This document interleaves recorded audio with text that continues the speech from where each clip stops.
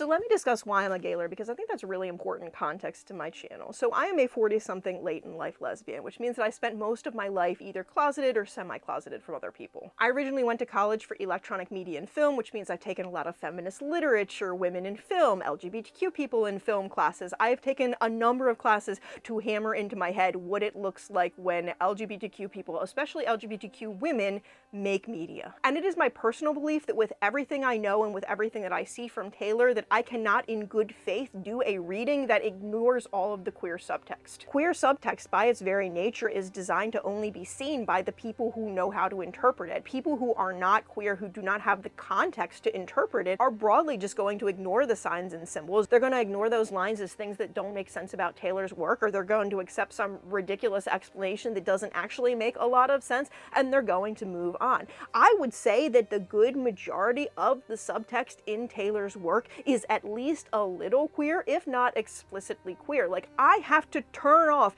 60% of what I know, 60% of my brain, to try and interpret her work in a straight-only sense. And trust me, I tried for many months, because if you are openly a Gaylor on the internet, you attract a lot of hate. There are a lot of people that have very strong opinions, and they threaten, they dox, they're very nasty about things. So for many months, I tried to ignore all of this subtext, and what I found was just, it's so milquetoast, it's so boring, there's no depth. Like, Taylor's work is like a clay backyard, right? Like, maybe there's 6 inches of dirt on top, but if you try to dig down more than 6 inches, you're gonna find a lot of clay, and that clay is really freaking gay. And they are consistent themes and symbols and metaphors and stories that are being used across the entirety of her career, so it does not seem like something that was just put on at a certain stage to try and queerbait, or to try and make more money from LGBTQ people, or whatever excuse people try and make for songs like You Need to Calm Down and New Romantics, which expressly include her as part of the LGBTQ community, if you actually read the lyrics. To see her work as straight, you have to have a very narrow, limited perspective that prevents you from getting the majority of the actual emotional weight of the story she's telling. Trying to analyze Taylor's work and not do a queer analysis is like trying to analyze her work with noise-canceling headphones on and a blindfold on. Like, I think a lot of people need to take a giant step back to actually look at the whole of her career, of many of the things that she's made, of many of the symbols she's used, the colors she's worn, things like that. I am genuinely sick of being gaslit into pretending she's straight. And for many years, I was museless with regards to Taylor. I primarily analyzed her work as being primarily about her, Taylor, and even from that perspective, it is impossible to ignore all of the queer subtext that is there. And because I'm pretty open to theories, and because I really love to hear what other theorists have to say, I have followed a number of other theorists for years, seeing all of the things that they have to say, right? And just frankly, the theories that analyze her solely from a straight lens do not compare in depth, in nuance, in complexity, in meaning, in symbolism, on any level to the theories that are being presented by Gaylors. And the best theories that come out of the straight theorists are basically just rehashed theories that the Gaylors have had for several years, with the queer subtext missing. It's like biting into a Boston cream donut and expecting gay cream to be there, and there just being an empty void where the gay was supposed to be. It was mental trying to see all of these people sell Wizard of Oz as explicitly not gay, while literally at the same time on my feed, I had Cynthia Erivo and Ariana Grande talking about how Oz is and always has been explicitly a queer place. The dissonance in my brain threatened to overload. And like I said, especially when you consider that these are consistent themes she's been using her entire career, the fact that those themes seem to be increasing, that the signs and symbols seem to be increasing in their use and in the way that they are used, it just does not seem plausible to me that this is anything other than just a genuine representation of who Taylor is as a person. Now let's cover some quick bases, shall we? Gaylor is just a shorthand for people that believe Taylor is a member of the LGBTQ community. Gay and Gaylor are quicker to say than the whole alphabet of identity letters, and queer still has a tendency to get us censored on social platforms. There is no one accepted belief that all Gaylors have about Taylor's life or relationship or identities. A lot of us believe she's gone on an identity journey because we ourselves did too. A lot of us also believe that Taylor has likely had open relationships or been poly or something along those lines. Frequently, people assume orientation and LGBTQ status is just related to what people do in the bedroom, but that's a very reductive way to see queerness. There is a full culture of art, music, movies, literature, fashion, philosophies, and in reality, it's more than just one culture, but rather a lot of different intersecting cultures. And for me personally, when I don't spend time around other queer people, when I don't consume our art, our music, our philosophies, I feel alienated from who I truly am as a person. I feel unseen. And very often when people are dismissive of Gaylors, they bring it back to the very small but very vocal minority that digs too deep into Taylor's sex life. And I need people to understand that vocal minority exists within every subsegment of Taylor's fandom, not just the Gaylors. There are people that speak and fantasize way too much about Taylor and Travis, Taylor and Joe, Taylor and Ed Sheeran, Taylor and herself, Taylor and people she's literally never been in the same room as.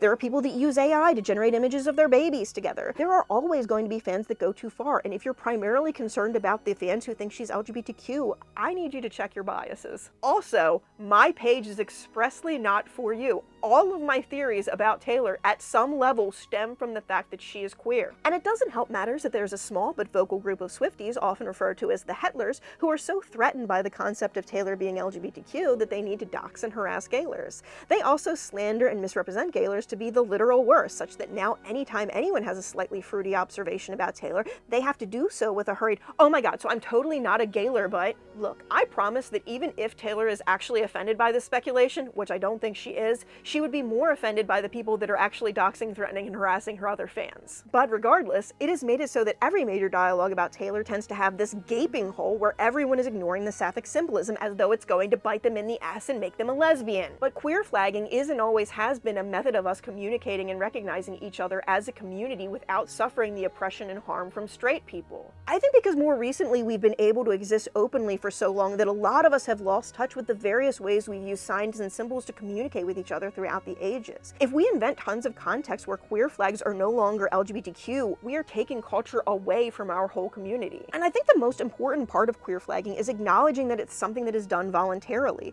It is actively done as an invitation to speculate. When I wear this orange and pink sweater, it is an invitation to other people to speculate. I am inviting those in the know to look for other signs that connect me to being a lesbian, and if they make that connection, to talk to me, to introduce themselves to me. And also, a lot of people think it's implausible for Taylor to have PR relationship or for Taylor to have concealed relationships, but in reality, that is just how a lot of people in Hollywood and show business operate, and if you don't believe those things are happening, you don't have a particularly realistic view of the industry. That doesn't make Taylor less gay, it just makes you less informed. Taylor is a celebrity, and there is a consistent history of celebrities using PR relationships, lavender marriages, or some element of the two combined. In seeking to disprove Gaylor, often people erase the very existence that many closeted folks, both famous and otherwise, have always lived. There was a TikTok discussing lavender haze outside the context of Taylor, but rather in the context of lavender marriages, and it went viral. But the number of people in the comments who either they themselves had a lavender relationship or a direct family member or person they knew had had a lavender relationship was huge. We think queerness is far less common than it actually is. We see less queer people because our population has been decimated by bigotry, both in the case of people who are actually dead from it and in the case of people who never fully come out of the closet. I myself did lavender dating for many years. I met a lot of other people who were LGBTQ and closeted when I was.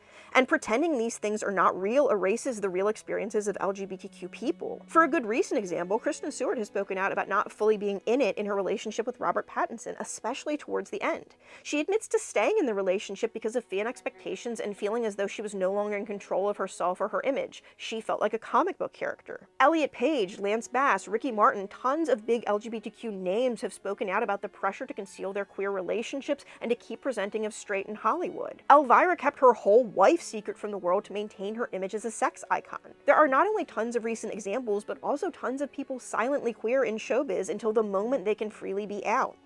Hiding your identity and sexuality in showbiz is not some rare thing, it's the norm. Nearly every openly LGBTQ celebrity's biographies or interviews that I've read detail at least one intense period of heavy pressure to remain in the closet. Many people face this pressure for years or decades.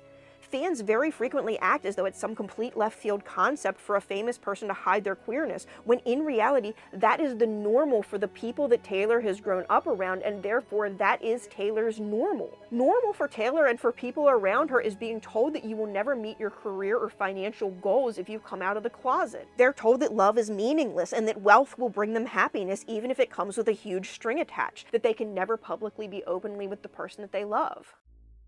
So let's discuss why I'm confident Taylor is a member of the LGBTQ community. Now, I've done a full-hour video on this, but I'm sure you haven't seen it, so let's just do a couple summary points. So obviously there's never been one specific smoking gun, but there have been like a ton of minorly smoking little guns. I don't know how you break this up. There's not been one thing, but she's gave so many signs so many times, and it's not your fault if you didn't even read the signs, which is why she's singing that so often, the Eras tour, as a surprise song, and so angrily at the surprise songs. First off, we've got dozens, if not hundreds, of outfits where she's flagged either rainbow colors or bisexual colors or lesbian colors. And she really does it too often for it to just be like an accidental or an ally thing, and because it's in conjunction with so many other signs, I don't think we can just write it off as allyship. One of the biggest pieces of evidence to me is the fact that she had Karlie Kloss living with her at both her New York and her LA residence. At the time, both of them were millionaires who were well established in their career, who were also well established in relationships with men. Like, that is not a scenario where you move in with your girly pop friend, especially because they already lived very close to each other. It does not make sense. Especially because they were also going everywhere hand in hand together. During the Reputation tour, Taylor dedicated Dress to Loie Fuller, who is a historic lesbian dancer and theatrical lighting expert. And she had someone performing Loie's famous serpentine dance during Dress while bisexual lighting was on. And when Karlie came to the Rep tour, Taylor had her brought right up to the front of the stage and performed Dress for her, and it was like the most gyratingest performance of Dress she had ever done. And also, the dress that she wears during that performance is very similar to one that Karlie Kloss wore. Also, I interpret 1989 as not just her like Welcome to New York album, but it's also pretty explicitly a Welcome to New York where you're free to love who you want. Like, it's clear that a big draw of New York for her was the ability to be bisexual. I just did an entire video about how New Romantics is about New York's history as a queer haven and how it explicitly links her with that community by using we and I words. And like I mentioned in that video, there is so much depth and meaning and nuance in so many of her songs that is only visible through a Gaylor lens. And I'm going to be doing a new series where I do deep Gaylor reads of her songs and albums, and I'm tentatively calling that Lens of Dorothea. New Romantics was the first episode of that, so I highly recommend you all check that out if you have not already, because in my opinion, it's one of the best examples of a song that has significantly more depth when you're open to the Gaylor interpretation of it. And because there's obviously so much queer subtext and so many references to queer history and queer figures in Taylor's art, I have to assume that the process of analyzing her work through a Gaylor lens is something she wants more of her fans to do, and she wants more of her fans to talk about it. So many of us have learned important lessons about ourselves, our lives, our identities, our relationships with men. So many of us have analyzed so much of that and came out the other side less focused on men and their expectations and more focused on our own identities, being our own people, and having stronger friendships with other women. Like, frankly, I just don't see why Taylor would put so much work into having so many queer references and so much other meaning inherent in her art if she didn't want people to see it and notice it and learn from it. I have a very hard time believing that we are the unreasonable ones. What we primarily do is look at the lyrics, look at the imagery, look at the things that she's doing when she's performing and analyze them for the messages that she's sending us. We are primarily analyzing the things that she has told us to analyze, like through her Easter eggs video, when she told us that the things she wore and her shoes and her manicures and things like that are actual ways of her sending messages to us. Like, the large majority of speculation that we do is along the lines of things that she has expressly invited us to do. But also, when you go and add to that the Me music video, all its rainbows and themes, the fact that she said gay pride makes me me in the behind the scenes for that, and the fact that she released it on Lesbian Visibility Day by saying me out now. And then just a short time later, she released the second music video from Lover, You Need to Calm Down, where there's a big gay trailer park and there are several scenes where the gay people in the park are visually separated from the straight people, and Taylor is always with the gay people. Taylor also uses inclusive pronouns in all of her gay songs, like we and I, Don't Step on Our Gowns. And that song was always kept in a prominent place in Eras Tour, despite a lot of fans not loving it the most. And then you have The Man releasing with Lover, and how Taylor explicitly said numerous times in the promotion of that song that The Man was if she literally did all the same things and the only thing that was different is if she was a man. Taylor explicitly brags in that song about getting bitches and models, and like, she's really not dated a male model, but she's been attached to several female models pretty closely. The male models that she's dated have primarily been like singers and actors that have also occasionally done modeling things. Like, I wouldn't really call any of them models just outright. And I think it has become so normalized throughout most of the fandom to just shove our heads in the sand the moment something starts looking a little gay. A lot of people have really got some serious blinders on when it comes to Taylor and her queerness. And also, realistically, as someone who has watched a ton of interviews with Taylor over the years, it is remarkable the way she has instant chemistry with women. Like, sure, she's charmy and flirty when a man is interviewing her, but the way she just purrs at women and flirts and just drips off of every word, it's very natural. The way she describes women in songs versus the way she describes the male characters in her songs. She often describes women using all of these flowery words, and there's intense yearning behind the description. But then when it comes time to describe the guy, he just kind of seems like an afterthought. Or Taylor describes the man in a way that suggests that she is jealous of his inherent maleness and the things that he's allowed to get away with and the things that he does with his masculinity, more so than is attracted to this. It feels more like gender envy at best. Then there's the way Taylor looks more natural holding the hands of some other guy's wife than the guy himself does. The fact that even when her boyfriend is right there, she seems to be desperate for a blonde woman to hug in the pictures. And realistically, most of the efforts to disprove Gaylor are broadly not good. Most of the time they use the argument that they're sure Taylor doesn't understand the symbolism for things like hairpin and lavender and shades of orange combined with shades of pink and the way she queer flags with her outfits and the pinky rings and the ugly shoes, and like, you can maybe dismiss one of these on its own, but there are so many signs and symbols going on here.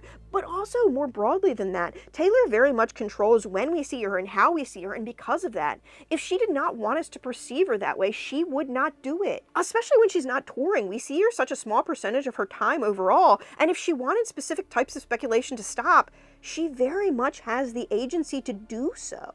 And in fact, when you really truly look at the way Taylor acts, it's pretty obvious that she plays into the speculation. I've mentioned all of the photos with other women. Like, a lot of these photos are released via her friends' social media. She can take photos with those friends and not share them in such a public fashion. And I absolutely believe her friends do not post photos of her without her explicit permission if they want to remain friends with her. And I do think that she does this because she does want her fans to speculate. For example, there was that New York Times opinion article about Taylor being LGBTQ, and shortly thereafter, CNN Business released a response that was allegedly from one of Taylor's associates, saying that Taylor was allegedly offended by the speculation. And that's where most Hetlers stop. They just treat that article as though it's some particularly strong piece of evidence about Taylor being against Gaylor speculation, but it's really not. Personally, when I want to see how Taylor feels about speculation, I see how Taylor is acting and dressing and behaving and things like that when she is out in public the next time we see her. Like, that is her more direct response. And we do see Taylor the very next day at an award show, and she is with Kelly Teller, and the two of them are basically hanging off each other. And over the course of the next week, tons of pictures of the two of them will end up getting released. For a couple of days afterwards, it felt like every day we were getting a new angle of them getting ready together. And we also know Taylor's strategy, especially in recent years, is to not directly go to the media and say she disagrees with a specific article unless it's something really out there and Tree or somebody speaks out directly. Rather, Taylor usually responds to things more by who she's with, who she's not with, what she's wearing, etc. The way Taylor directly acted in the immediate aftermath of this speculation does not suggest to me someone who is aghast by the prospect people think she's sapphic. If you ask me, she's getting people more and more used to this idea of her with women. Do I believe that some of Taylor's business managers and industry executives want the media to stop discussing Taylor's orientation when so many people and organizations are making tens to hundreds of millions of dollars off of Taylor dating that football man? Absolutely. Do I think that that's Taylor's personal stance? Not remotely. If anything, I suspect the way this was handled was in part another little inconsistency designed to get people thinking more about it. Taylor very often acts in a way that defies the things the media has recently said about her in order to kind of show, like, hey, the media doesn't know me, the media doesn't have the correct narrative, the media isn't right. I frequently talk on my channel about how there are at least two different versions of Taylor. Brand Taylor, who is the perfectly perfected pop star, and Taylor, the actual human person who has flaws and needs and who very often is only revealed in lyrics. And in fact, it is Taylor herself who has repeatedly invited her fans to search her work and her outfits and her manicures and her jewelry and things of that nature for Easter eggs. It is Taylor who has taken great delight in inventing new and exciting ways to convey messages to the fans that get her without also conveying those messages to media figures who seek to oppress and harm her. Taylor is someone who very very much controls her image and how people perceive her, and a lot of people are willing to accept that right up until the point that we make the assertion that part of the way she controls that image is to queer flag. And also, Taylor hangs out with a ton of LGBTQ people, and one's well acquainted especially with the New York LGBTQ scene. If Taylor was ignorant, one of those people would tell her before she releases the albums. One of them would tell her, hey, the ugly shoe thing, very lesbian coded. We know that Taylor very often plays her albums for her friends and her family members before they're officially done and released. It is inconceivable that, especially with albums like Lover and all of the loud symbolism and all of the LGBTQ collaborators, that Taylor does not know exactly what message she's sending. And if she wasn't listening to those people, they probably wouldn't be around her anymore. It doesn't matter if you yourself do not see something as a sapphic symbol. You have to understand that, especially at this stage in her career, Taylor is going to research things. She's not going to just blindly use symbols without a knowledge of what they entail. I think especially for something that Taylor uses as an album title or a prominent symbol or a song title, it's safe to assume that either her or somebody on her team is at least going to Google that thing to see what the first page of things that come up are. If she wanted to make sure that she wasn't flagging queer stuff, she could always assign the gay intern to do a little research for her. This very much seems like something deliberate and intentional. Outside of that, people who seek to discredit Gaylors often take a single line from the 1989 TV prologue out of context without considering its actual context or the rep prologue. And I'm not going to get too in-depth about the 1989 Taylor's version prologue, or what I call prologue prolapse, the moment the fandom collectively showed their inflamed gaping orifices. But I could maybe be provoked to do a video on it. What I will say, though, is when Taylor has spoken out against speculation about her life in the past, it's very heavily been about media speculation and sensationalism, which I'll discuss more in a second, but I actually do agree that the media should not be speculating about Taylor.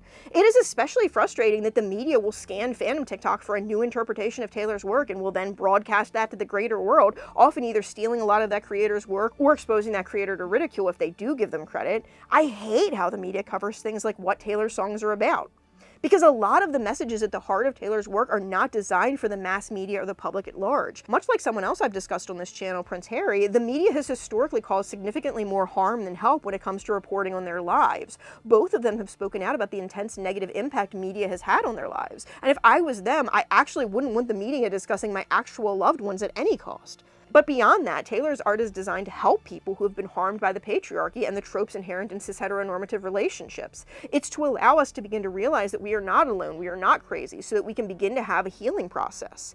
Validation and acceptance is so underrated, and also for many women is so uncommon in their lives. Like in 2021, when I really started heavily focusing on Taylor's music and relating it to things in my own life, I was finally able to look back at all of the relationships I had with older men when I was a young woman. When I was in those relationships, they were not really seen as anything particularly wrong or damaging, but now that I have the context that this is something that can and often does cause harm, I can finally start to heal from it. And so often when you start going to a new therapist, they'll ask you things like, what traumatic things you've lived through. And there were so many things in my life that objectively a therapist thought were traumatic when I finally thought to bring those things to the therapist's attention. But because I went to a Catholic school and so many people I knew had been hurt before they were adults and had been in age gap relationships and had married men that were much older than them, all of those things, my barometer of what was normal and what was traumatic was so skewed I didn't even realize how traumatic my early life had been. And a lot of LGBTQ people will use the caveat, sure, Taylor's probably one of us, but she's not out of the closet. Stop dragging her out of the closet. You're uncloseting her. You're hurting her. That's causing harm to her.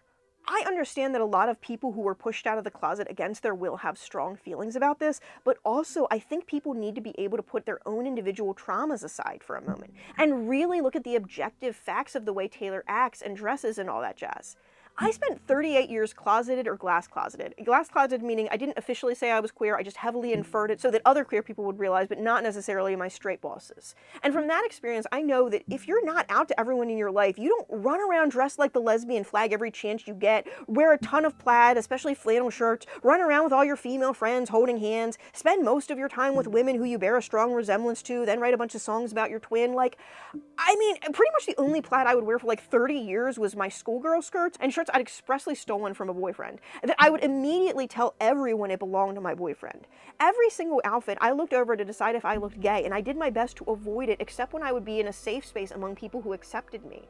We act as though coming out of the closet is this binary state where you're either in or you're out, when for the large majority of us, there's at least some fuzzy period where we are concealing our queerness from at least some of the people in our lives, but also at the same time want to have that queerness affirmed by other people in our lives.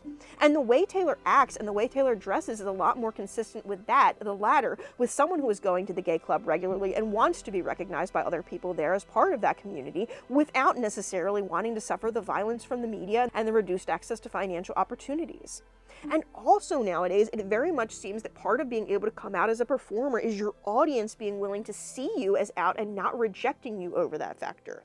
And Taylor does have a good number of fans who are fairly conservative, or fans whose support of her is contingent on feeling like Taylor is a good girl doing her womanly duty and dating a man. And that's evident in all of the fans who were excited Eras Tour is over and cannot believe she hasn't hurried up and gotten a ring on that finger and a baby in her belly, because don't you know that biological clock is ticking? That said, I also think there are a lot of fans who are still in somewhat of a gray area, where they won't necessarily reject Taylor just on basis of her being LGBTQ, but they will reject her on basis that they feel like she's lied to them. And especially when you consider so much of the context of TTPD has been all of the harm and pain and strife that she has had to suffer through for her career, and the fact that she has really tried with the Eras Tour to associate songs less with a particular muse and more with a particular experience that they shared with Taylor, it really feels like Taylor is trying to get the people whose minds are capable of being changed. I firmly believe that a lot of what Taylor is doing is pushing a lot of fans to the point where they finally are willing to accept the idea that she's not straight, so that she can maintain as many of her fans as possible. But it also seems like a lot of the end of Eras Tour was saying goodbye to the people who can't accept the real Taylor. I think she's gotten so many of her fans used to the idea of secrets and puzzles and working together to find the hidden messages, and if enough fans are guided to start putting the pieces together and to realize she's not straight, they're going to be less put off by a feeling that she's lied or deceived them. And at bare minimum, they need to be able to go back and look through Taylor's history as an artist and find the signs, since the very beginning. It's just like a good film will have an ending that comes as a surprise, but if you watch the movie again, you'll be able to go through and see all of the signs that pointed towards that twist ending. And a really good movie can make it so the audience is realizing what's going to happen right before it happens, so they get this payoff of being rewarded for noticing that foreshadowing all along. Coming out and media acceptance of queerness. Popular acceptance of queerness has gone back and forth for many years. In the early 1930s, characters could be pretty explicitly queer in media, which is intriguing to me because Taylor really seems especially interested in early 30s cinema and aesthetics and the era of time right before that. But that era was short-lived because the Catholic Church threatened to tell all of their parishioners not to watch movies because they're sinful, and they forced the motion picture industry to self-impose a strict moral standard called the Hays Code.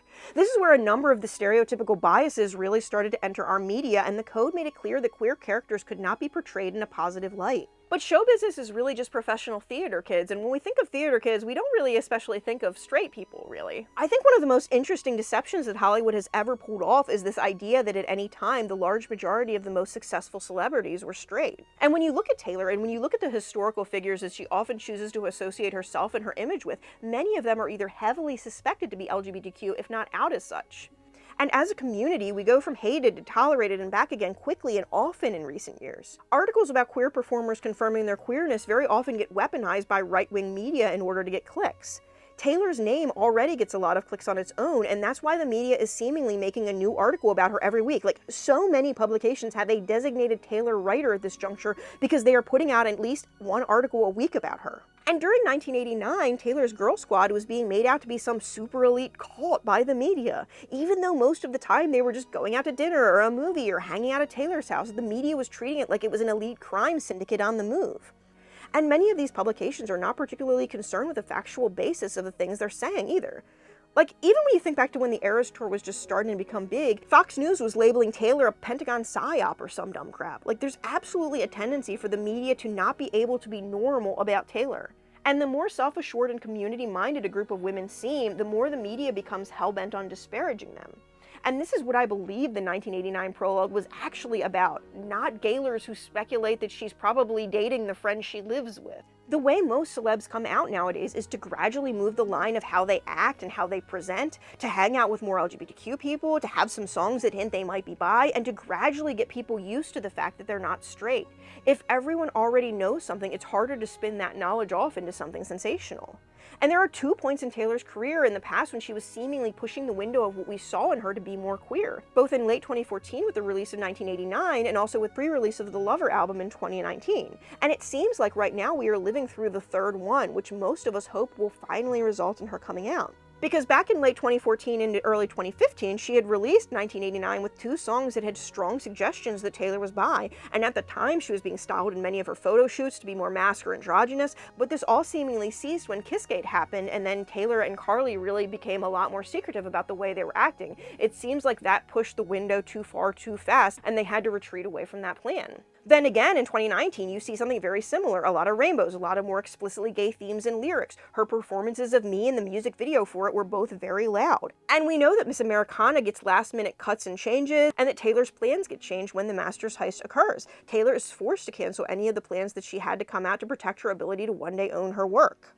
Because if and when Taylor officially comes out of the closet to media standards, it is going to attract a lot of hostility. The media is going to whip her haters up into a froth. And I think that's a huge part of why most celebs that do end up formally coming out start gradually adjusting the window of what people expect and accept from them. It's like how within weeks of Sabrina Carpenter being labeled the straightest woman alive, she had released a video that she conceptualized where she kissed another woman, like correcting assertions that are held about you without formally tempting media abuse by coming out. And that's why I actually kind of agree with a lot of the things that Hetlers try to use against us, like the 1989 TV prologue. I just have the understanding to put those statements in their full context. Taylor does not want the media sensationalizing her relationships and using them to whip people into a frenzy by making moral assertions about her. But just because she doesn't want the media doing that doesn't mean that she doesn't want fans speculating and fans getting more comfortable with the idea that she's queer. Taylor very frequently plays into her fans' speculations. And personally, I do think she has a problem when anyone thinks they know the total truth of who she is and what her life is. We can never really know her wholly, and we need to understand that what we're doing is just speculating, right? Because she explicitly confirms so little, unless and until she has an actual, biography or something like that, we will never know. And I think a lot of it goes back to media literacy, and more explicitly, Taylor trying to teach us all media literacy. Taylor trying to teach us, hey, the stories that the media are telling do not really meet the facts of the situation. Maybe you should look into things more. Maybe you should doubt the media when it says things more. Maybe you should investigate the things the media says rather than just taking them full sale at face value. And especially with Taylor coming up in the mid-2000s, with her sharing management with Britney Spears and having a media strategy that seemed clearly informed by how Britney had been hounded by the press, plus with both her and her family likely knowing at least some of the murmurs of what happened to Britney with her conservatorship and all that jazz, it makes sense that Taylor would have a desire to bring attention to the sensationalism of media narratives and how sometimes they're more about controlling a celebrity than they are about telling the truth. Celebrities that end up in conservatorships very often go through a period of public behavior of acting out. There's a need to demonstrate to the public that they're a harm to themselves and that they can't control themselves, so that even the fans are out there like, oh yeah, get them under a conservatorship. Even though Britney has been very vocal about how she was broadly medicated into a stupor so that she could be a singing and dancing puppet who continued to make the people around her wealthy, people are eager to just put her back into it the second she dances around in circles a little too much. We know that nothing was being done to make Britney better, that she was a puppet, that she didn't get the rest that she needed and the help that she deserved, and still anytime a celebrity acts a little off in public, the comments are full. Get Amanda Bynes a conservatorship, get Ye one, Wendy Williams was put into one by her bank? Britney is spinning in circles again. Let's put her back into the plan. That conservatorship was not protecting her. Conservatorships do not seem to protect anyone. It's just a way of financially exploiting their labor and stealing their freedoms to prevent them from getting out of it. The conservatorships didn't help Britney or any of these other figures at all. It just made people feel better because they didn't have to see how badly her child fucked her up in the head. And I do wonder how much Taylor has worried about ending up in similar scenarios, especially since, like she says in TTPD, she was supposed to be sent away, but they forgot to come and get her. If Taylor would have gotten truly out of control, if she would have not been able to get out on that stage and do it with a broken heart, if she refused to do the things necessary for the powerful figures around her to continue to profit off of her, how long do you think it would have been before someone tried to get a conservatorship in process to get her under control again? And especially because Taylor has seemingly realized that if the media writes enough stories about you being crazy, that the populace will largely think you're crazy and you should be put away because that's what's best for you, even if there is literally no evidence that it will help the person that it is in a bad state, it makes everybody feel better because they don't have to see their distress anymore. I knew that many of the very same people that were parts of the Free Britney movement would turn tail the moment Britney was actually free and did something that looked a little cray-cray, and that is exactly what happened to a number of people. I have seen a number of people say, oh, I was part of the Free Britney movement, but clearly she's not well because all she does is spin around all day long on Instagram. Like, if that is sufficient enough evidence for people to put you away on nowadays, most of us are in danger. Like, the media can say any number of things about you and people will rage at you by believing that it is true on incredibly flimsy evidence. I absolutely believe a huge element of what Hetlor is trying to do is get people to understand that the media is not actually the authority on what celebrities are doing or thinking or feeling or how well they are. But also more than just like media narratives not being true and media narratives being used to control and restrain celebrities and things like that. We need queer subtext more than ever. We need to be able to identify queer subtext more than ever, and I think that's something that Hetlor knows as well. I don't know how many of you are paying attention, but Disney and a lot of the other big companies are cutting their queer programming and their characters. A lot of people are living in areas where it's not as safe to openly wear shirts that say, hey, I'm gay. More and more of us are reverting back to just flagging. Flagging is and always should be an accepted and recognized way of identifying each other, and when other LGBTQ people try and say that Hetlor isn't flagging, that dilutes our culture of flagging. Separating Hetlor from her queerness separates her from the subcurrent of queer subtext underneath the main currents of mainstream art. Think about how all us millennial gays grew up and discussed how we loved Ursula and the Little Mermaid and Scar and all of these other characters within the Disney canon. Many of these characters were either explicitly queer-coded or directly linked to a queer artist or performer. We didn't understand why we bonded so strongly with those characters, but once we got older and knew more about ourselves, we realized that those were key signs that there were other people like us who understood our struggles and we were not alone, and a lot of us glommed onto those characters because it was the first time we felt recognized. I knew I loved revolutionary girl Utna for 20 years before I understood that I was non-binary. And it's just like how there was a TikTok trend that started right before the 10th band where lesbians were making montages of their relationships to Taylor Swift's song Guilty as Sin. We knew the subtext that was there. We recognized our own. We recognized ourselves in it. We saw ourselves in it and we reflected ourselves back towards it. When we expect queer artists to be out to cis heteronormative standards in order to allow the analysis of their art from queer perspectives and therefore the analysis of their identity as part of the queer community, we cannot connect ourselves to further understanding of our own identities. And I think one of the reasons people react so strongly to Gaylor theories is because they make people think about themselves, their own relationships, and others in their lives.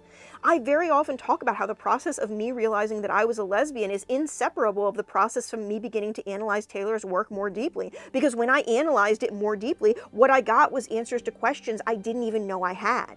Like, there's this idea that Gaylors are all, I don't know, young, unemployed people, which I suspect a lot of that is projection from those Hetlors that hate us, but the average Gaylor I've met is usually in adulthood, with most of us being within 10 years of Taylor's age. Many of us have been through a number of unsatisfying relationships with men and turned to Taylor's music as solace. And specifically, many of us found that when we analyzed her music that we thought it focused more on Taylor, and specifically Taylor's battle to find herself in a world that wants women to basically be one specific thing, a cog in service to men in their lives, a part of their plans, not a person with agency of our own.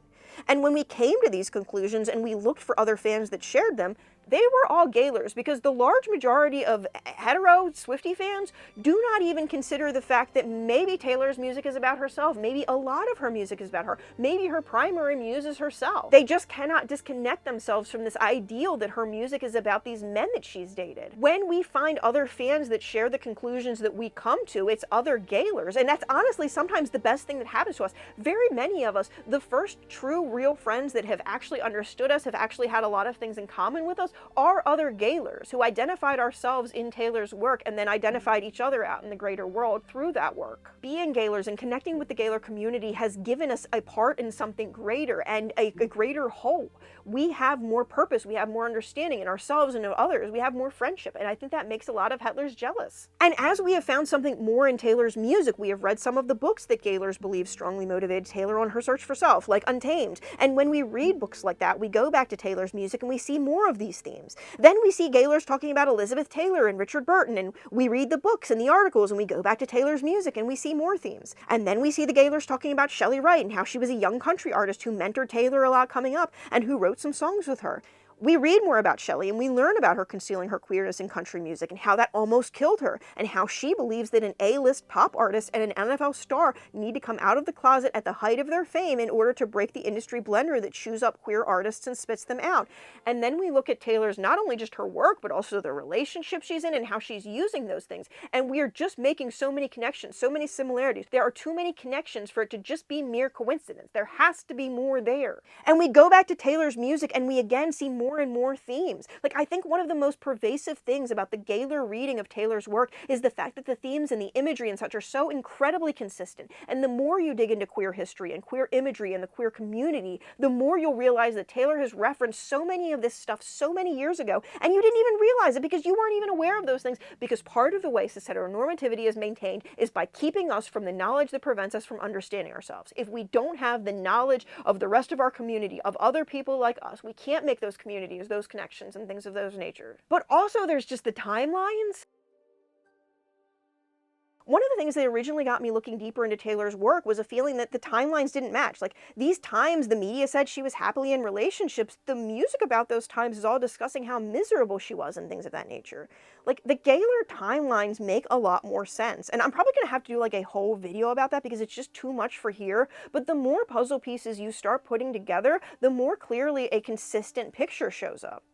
And when I say the narrative is consistent, there are so many songs in the latter part of Taylor's corpus in her most recent 4 or so albums that when you consider the timeline I've just described, and the fact that, like, when Taylor says lighter color, she's referring to being openly herself in the daylight with a lesbian lover. When Taylor says darkness or beige, it refers to things that are devoid of lighter color. She means staying in the closet with a PR relationship, not able to be her true self. When Taylor says me, she doesn't just mean the literal person, her, she means the song Me and what it was supposed to represent about her coming out of the closet.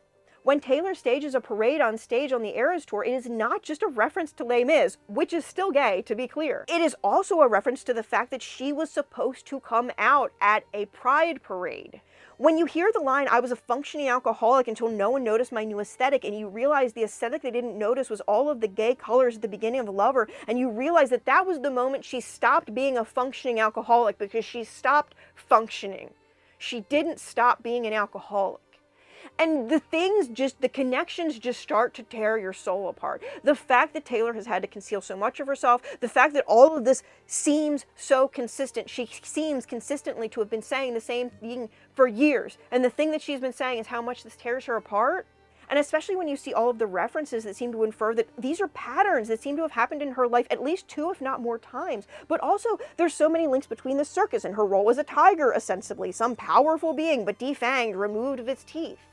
Being a Gaylor is having so many puzzle pieces, and as you start to put them together, you find the picture becomes clearer and clearer, and the thing that makes that image the most clear is researching our history, and the more I research queer history, the more I find things like, here's a really good example. During the fires in LA, I saw an article about how a bunch of buildings were at risk and they all had LGBTQ historical value. In that, I saw a reference to a place called the Golden Butterfly, and I've always wondered about the huge golden butterfly that was part of one of Taylor's Me performances. So I clicked on that article and I found this. Now, there are an assortment of old Hollywood figures that Taylor is clearly inspired by, and Greta Garbo is absolutely on my list, and now I can really see why. Like, also just so many of Taylor's inspirations are queer, especially queer women. We talk a lot about Dusty Springfield's album Reputation, but often hetero fans fail to mention the thing that had hurt Dusty's reputation was coming out as bisexual. The more you dig, the more gay things you find, and that is so beautiful. And it's so unusual too, right? Because most artists, when I really start to dig into their work, like, you just find a lot of dudes. You find a lot of regular white dudes. You don't find the queerness that you find when you look through Taylor's work. And finally, like, the community as a whole is one of the best things I've got from it. And that's something that I kind of inferred at earlier when I said that the Hetlers are jealous of us. Like, this community is a lot of people who are in, like, their late 20s, their 30s, their 40s. They are people who very often have tried to conform to cis heteronormativity and have found that it did not work for them. So many of us so badly needed each other. We needed people like us. We needed to see things like us, relationships like ours reflected in art. So many of us had concealed relationships with women, and having songs about those concealed relationships with women are great. Like, a lot of people ask, like, why don't you just support openly queer artists, which is making an assertion about Gaylors that is frankly a false one, because I don't know many Gaylors who don't also listen to a ton of other queer artists. Like, most of us listen to the full diaspora of queer artists available to us, but there is something also that Taylor talks about that very few of the openly queer artists talk about. They don't talk as much about feeling like you need to conceal every part of your being in order to be accepted, in order to have the career that you want to have, in order to have the support that you need to have. There are so many themes that are hard to find outside of Taylor's work, and just there's so many themes that are so consistent in Taylor's work, and just watching how Taylor continues to develop those themes. And because there are so many people that like outwardly attack Gaylors, and so many people are outwardly afraid to be Gaylors on the internet and to say that they are Gaylors on the internet, like our theories, yes, they are so deep and they are a lot deeper than a lot of the other theories that are available, but I can sense we're not even taking the surface. We're not even close to hitting the bedrock of all of the meaning that is available. And part of the reason that I wanted to film this video is because I am so sick of it being some like gross, heinous, weird thing to be a Gaylor. I am so sick of, well, I'm not a Gaylor, but when Taylor did this, okay, I am so sick of people believing that the worst possible thing you can be in this fandom is a Gaylor, because the worst possible thing that you can be in this fandom is somebody who attacks somebody else in the fandom and tries to make them feel bad about themselves and tries to get their accounts taken away from them and tries to mass report them and tries to make slurs at them and threats at them and like all of these things. It should not be a shameful thing to suggest that Taylor might be queer. It should not be shameful to do queer readings of her work. It should not be shameful to see all of the just sapphic-ness that is dripping over pop music. Like, pop music is very much catering towards women and very often catering towards the things that women need to and want to hear. It does not surprise me that the people that do it the best are lesbians or bisexual women. Anyhow, if you watched to the end, thank you so very much. You're helping me out a ton. Watch time, likes, comments, shares, all of those things help me tremendously as a small creator. And I'm hoping that maybe people can be normal about this.